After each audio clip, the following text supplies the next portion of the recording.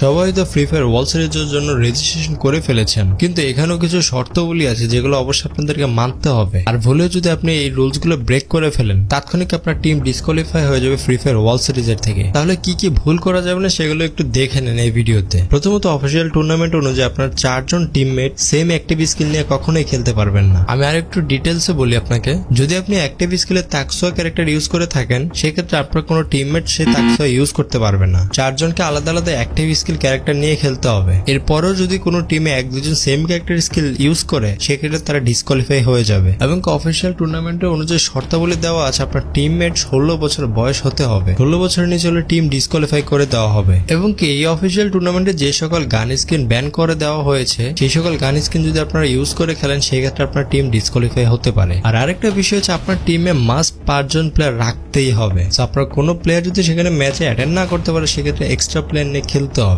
এই জিনিসগুলো যদি আপনারা খেয়াল না করে থাকেন, সেই ক্ষেত্রে হচ্ছে টিম ডিসকোয়ালিফাই হওয়ার চান্স অনেক বেশি আপনাদের।